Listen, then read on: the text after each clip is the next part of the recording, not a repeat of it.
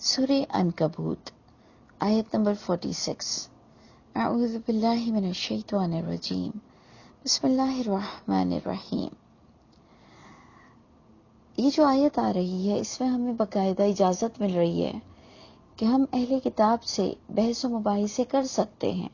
Discussion اپنے point of view کے مطابق ہم کر سکتے ہیں اور بہت پروڈکٹیو ہونی چاہیے۔ اور لازماً جب ہم بحث کریں تو علم کا حاصل کرنا جس کی وجہ سے بہت ضروری ہے، اور اگر دیکھا جائے تو یہ بھی ایک تبلیغ ہی ہے اور بہت ہی ہائی لیول کی تبلیغ ہوگی کہ اگر ہم اہل کتاب کو کس طرح سے اپنے دین کی طرف بلائیں۔ یہ 2-4 پوائنٹس آپ دیکھیں، بڑے سمجھنے کے ہیں کہ وَلَا تُجَادِلُوا أَهْلَ الْكِتَابِ إِلَّا بِالَّتِي هِيَ أَحْسَنُ، مت تم بحث و مباحثے کرو، ڈسکشن مت کیا کرو اہل کتاب سے، الا مگر کر سکتے ہو باللتی اس طریقے کے ساتھ، ہی احسن جو کہ بہترین انداز ہو۔ اللہ تعالیٰ سب سے پہلے مجھے بھی نصیب فرمائے یہ طریقہ، آپ کو بھی نصیب فرمائے کہ ہم بہترین انداز کے ساتھ اللہ کی کتاب کا پیغام جو کہ محمد صلی اللہ علیہ وسلم پر وحی ہوئی، ہم اسے لوگوں تک پہنچائیں، اور امن و امان ایکچولی قائم کرنا مقصد ہے۔ کیونکہ اگر آپ غور سے آیت دیکھیں تو بتایا جا رہا ہے کہ الا الذین ظلموا منہم، سوائے ان لوگوں کے، ان سے بحث و مباحثے نہیں ہو سکتے ہیں جو ڈٹے ہوئے ہیں ظلم پر، جو ان میں سے شرک پر اڑے ہوئے ہیں، تو جو ظالم ہے ان سے تو نہیں ہو سکتا، لیکن جو سننا چاہے ان سے آپ بحث کر سکتے ہو۔ اور اب بحث میں ہمارا موقف کیا ہونا چاہیے، سٹینڈ کیا ہونا چاہیے؟ اللہ فرماتے ہیں وَقُولُوا، ان سے اس طرح سے بحث کرو، اس طرح سے بات کرو کہ کہو آمنا بالذی، اپنا عقیدہ بتاؤ، اسے اپنا عقیدہ بتاؤ، اس پر اپنے عقیدے کو تھوپو مت، جو کہ ہم سب کا کے اندر ایک ضد آ جاتی ہے کہ ہم اپنا عقیدہ لوگوں پر تھوپنے کی کوشش کرتے ہیں۔ ہمارا مقصد صرف کنوے کرنا ہوتا ہے، ہم کنونس کرنے پر تل جاتے ہیں۔ اللہ تعالیٰ مجھے بھی بہترین انداز نصیب فرما دے کہ دیکھیں اس آیت میں آتا ہے وَقُولُوا، ان کو یہ بتاؤ، ان کو یہ کہو آمنا، ہم مانتے ہیں، ہم ایمان رکھتے ہیں بالذی انزل الینا، جو نازل ہوا اس پر، جو نازل ہوا ہم پر، ہم ایمان رکھتے ہیں اس کتاب پر جو نازل ہوئی ہماری طرف، وَأُنزِلَ إِلَيْكُمْ، اور ہم تو ایمان رکھتے ہیں جو تم پر بھی، تمہاری طرف بھی نازل ہوا، یعنی جو تمہارے نبیوں پر نازل ہوا ہم تو اس پر بھی ایمان رکھتے ہیں، اور جو ہمارے نبی پر نازل ہوا ہم تو اس پر بھی ایمان رکھتے ہیں۔ یہ کہتے ہوئے ہمیں بات کی پہل کرنی ہے، نہ کہ میں جنتی ہوں، ہم جنتی ہیں، ہمارے نبی اور تمہارا نبی نیچے درجے کا ہے، ہمارا نبی تم سب کا لیڈر ہے۔ یعنی اس طرح سے جب ہم ایک ایگو پرابلم کھڑی کرتے ہیں، جبکہ آپ دیکھیں کہ ہر ایک کے اپنے نبیوں سے، اپنی کتاب سے ایک وابستگی ہوتی ہے دلوں کی، تو آپ دیکھیں ہمیں کس طرح سے بہترین انداز بتایا جا رہا ہے، جیسے کہ ہمیں بتایا جاتا ہے کہ تم کہا کرو کہ لا نفرق بین احد من رسلہ، ہم درمیان کسی ایک رسول کے بھی فرق نہیں کرتے ہیں۔ لیکن آج کا مسلمان اہل کتاب کو کہتا ہے کہ جب تک تم ہمارے نبی کو سردار نہیں مانو گے تب تک تو تمہارا ایمان ہی کمپلیٹ نہیں ہوگا، جبکہ قرآن تو ہمیں کچھ ڈفرینٹ انداز سے تبلیغ کا طریقہ بتا رہا ہے۔ وہ تو کہہ رہا ہے کہ تم بلکہ پہل اس طرح سے شروع کرو کہ ہم ایمان رکھتے ہیں جو ہمارے نبی پر وحی ہوئی، اور ہم ایمان رکھتے ہیں جو تمہارے نبی پر بھی وحی ہوئی، وَإِلَٰهُنَا وَإِلَٰهُكُمْ وَاحِدٌ، اور ہمارا معبود اور تمہارا معبود ایک ہی ہے، ہم کوئی الگ الگ نہیں ہیں، ہم ایک ہی ہیں۔ یعنی آپ سوچئے کہ اللہ تعالیٰ آپ کو کہہ رہے ہیں کہ اہل کتاب جن کو ہم یہودی عیسائی، جن کو ہم بس کافر ہی کہنے پر تلے ہوئے ہیں اور گمراہ اور مغضوب ہم انہی کو ہی کہتے ہیں، اللہ کہہ رہے ان سے کہو ہم سب ایک ہیں، ہماری اور تمہاری کتاب ہم تو ایمان رکھتے ہیں، ہم اور ہمارا اور تمہارا معبود بھی ایک ہی ہے. وَنَحْنُ لَهُ مُسْلِمُونَ. اس میں امپورٹنٹ پوائنٹ کون سا ہے؟ لہو. ہم تو اسی اللہ کے فرما بردار ہیں. آپ نے دیکھا کتنی کلیئر بات اور کتنا کلیئر طریقہ آپ کو اور مجھ کو سمجھایا جا رہا ہے کہ ڈسکشن ہو تو اللہ کی بات پر ہو. نبی تو اپنا وقت پورا کر کر چلے جاتے ہیں، لیکن وہ کتاب، وہ باتیں یہیں رہ جاتی ہیں، اور پھر ہمیں اس کے مطابق اپنا سفر کو جاری رکھنا ہوتا ہے، اور ہمیں فرما بردار صرف اللہ تعالیٰ کا بننا ہے جو کہ نبیوں پر وحی ہوئی. خود نبی بھی اسی کتاب کے مطابق اللہ کے فرما بردار تھے، نہ کہ ہمیں ان کی سنتوں پہ جھگڑے ڈالنے ہیں کہ ان کی پگڑی، ان کے چپل، ان کے سونے کا طریقہ، ان کے ناخن کاٹنے کا طریقہ، اور یہ کہ میرا نبی افضل ہے اور تمہارا نبی کمتر ہے. اللہ تعالیٰ ہمیں صحیح رخ نصیب فرمائے. واقعی دیکھیں، اگر آپ اور میں ایماندار ہیں اور ہم چاہتے ہیں کہ اللہ کے حضور چمکتے چہروں سے حاضر ہوں،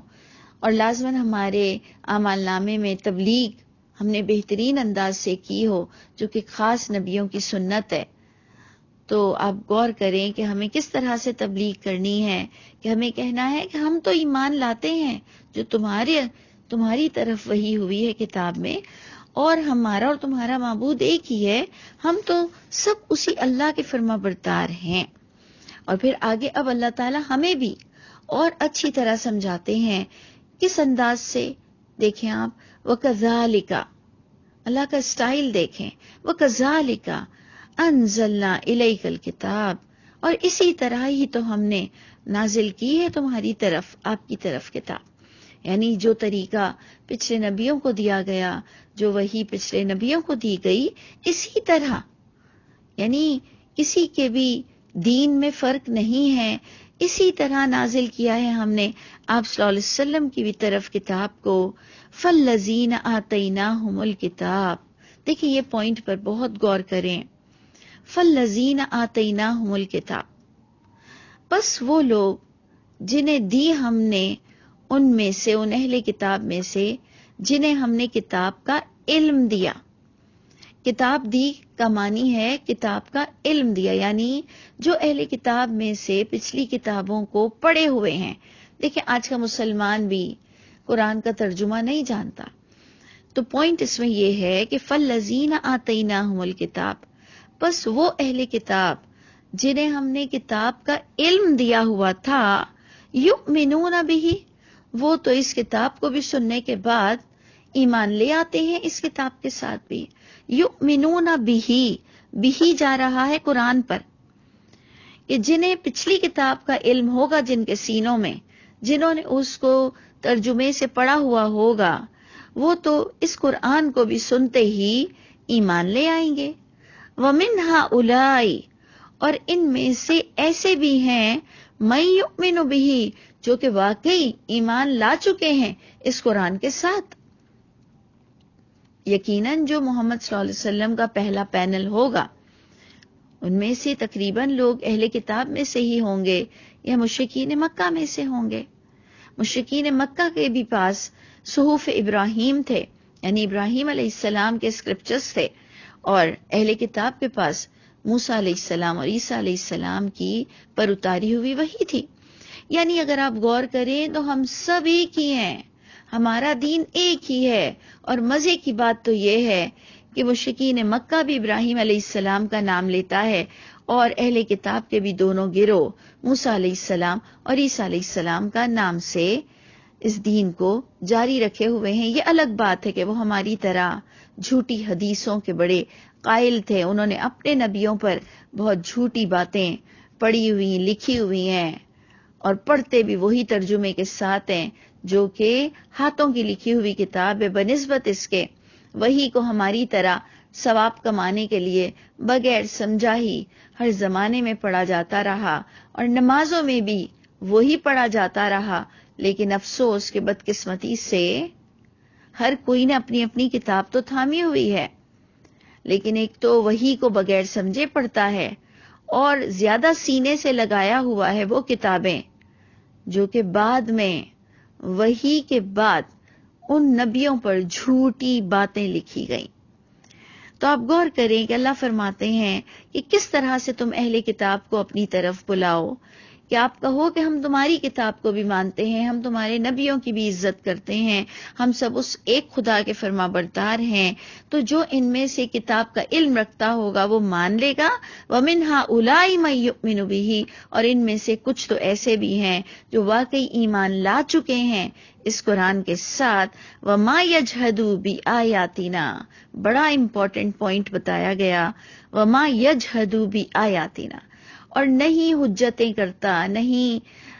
بحث و مباحثے، لڑائی تک لے جاتا ہے ہماری آیتوں کے ساتھ، الا الکافرون، سوائے کفر کرنے والا۔ وہ اللہ کی آیتیں دیکھ کر بھی، سن کر بھی بڑی بڑی بحث کرتا ہے ہم مسلمانوں کی طرح، کہ قرآن میں ایک آیت آ چکی ہے، کہتا ہے نہیں جی محمد صلی اللہ علیہ وسلم نے پھر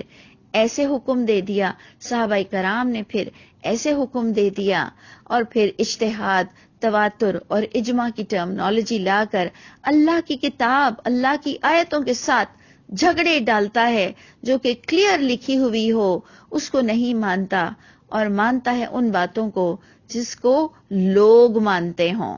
یعنی ہمارا دین تو اسی وقت لگتا ہے کہ قابل قبول ہے جب میجورٹی مان رہی ہو کسی بھی بات کو۔ یعنی ہم میں نہ اتنا کانفیڈنس ہے، نہ اتنا ظرف ہے کہ جو اللہ کی کتاب کہہ رہی ہے چاہے وہ کوئی بھی نہ مانتا ہو، لیکن ماننے کے لائق وہی بات ہوگی جو اللہ کی کتاب میں لکھی ہوئی ہے۔ فیصلہ اللہ کی آیتوں کے ساتھ آپ کا اور میرا ہوگا۔ تو اس لیے علم کا حاصل کرنا اور کانفیڈنس کا ہونا، جس کے لیے ہم کہتے ہیں حسبی اللہ لا الہ الا ہو، کافی ہے میرے لیے اللہ کی بات، اللہ کی ذات، اللہ کی کتاب کافی ہے میرے لیے، لا الہ الا ہو، کوئی اتھارٹی نہیں اس کے سوا، علیہ توکلت، اسی اللہ کی کتاب کے مطابق میں بھروسہ رکھتا ہوں، کیونکہ وہ رب العرش العظیم، کیونکہ عرش عظیم کا مالک وہی اللہ ہے، اور اگر وہ میری فیور میں آ جائے تو پھر مجھے کیا گھبرانا۔ تو آپ دیکھیں کتنا بہترین انداز بتایا گیا تبلیغ کا، کہ کوئی ایگو پرابلم نہ آئے، اور انسان آپ کی اور میری بات کو بہت دل کھول کر اور سکون کے ساتھ سن سکیں۔ اللہ تعالی ہم سب سے بہترین کام کرا لے، اللہ تعالی ہم سب کے حامی و ناصر ہوں۔